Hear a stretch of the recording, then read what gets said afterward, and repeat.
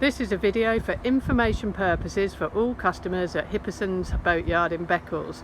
To help you enjoy your day on canoe and kayak, we're going to show you a few tips for paddle crafting enjoyably.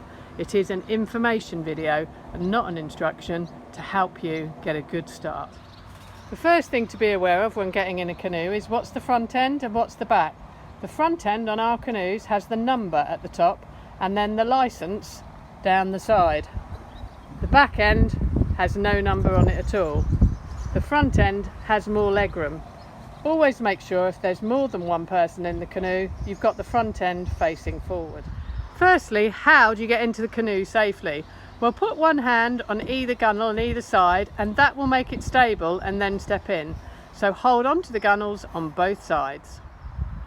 We put the thumb under to hold the paddle, then you wrap your fingers around the top and you'll notice Steve's got his hand where the black marking is to hold the paddle safely and securely, ready for your canoeing paddlecraft adventure.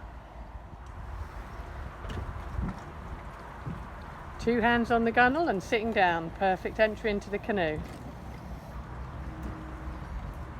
And the same by Steve.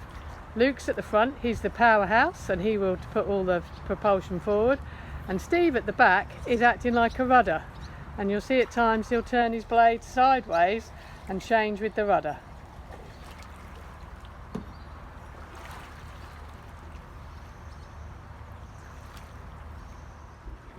Steve is at the front of the canoe being the powerhouse. He's pulling and putting all the energy into it. At the back you'll notice Luke is using it very close and then just turning it sideways. He's got it as a rudder, holding it still, and Luke is in control of the direction the boat's going, while Steve at the front is pulling.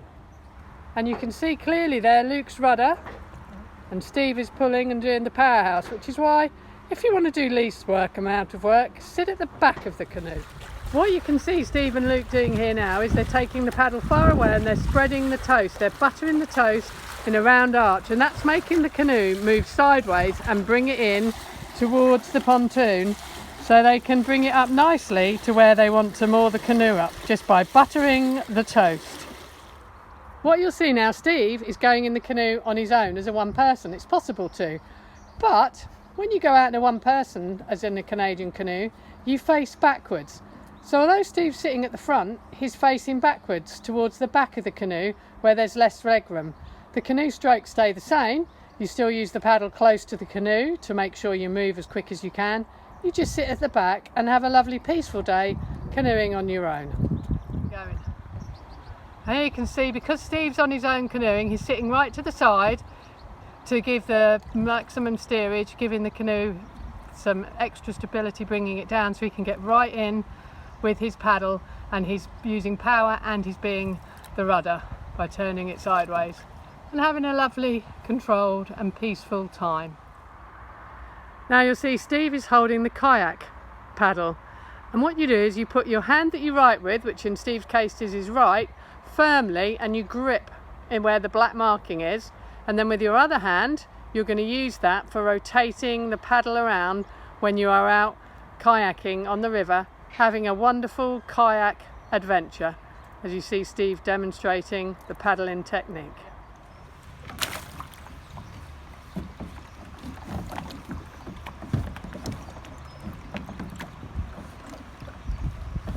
See, hold on to both sides, gunnels exactly the same, hands in, slither yourself in, and you're sat in a kayak, absolutely beautiful.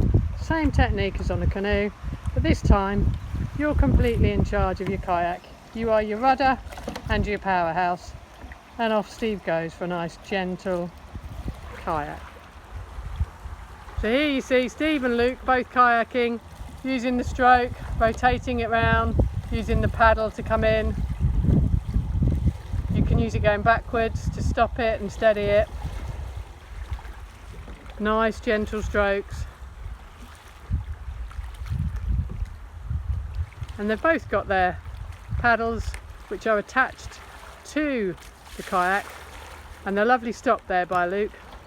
Just pull the paddle backwards and it stops it, and then turn it by using the paddles. And the paddles are attached to the kayak, so even if you drop your kayak by accident, you'll be able to get it back from the water. There's no problem with that.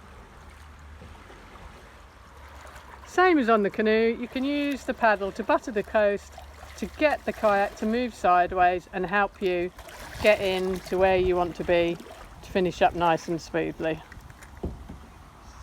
Easy when you know how. Remember, this is an information video to help you have fun on your day out on a canoe and a kayak from Hipperson's Boatyard. It's by no way intended as an instructional video, it's just information to help you enjoy having some family fun on the river at Hipperson's Boatyard. Have a great day. Thank you for watching.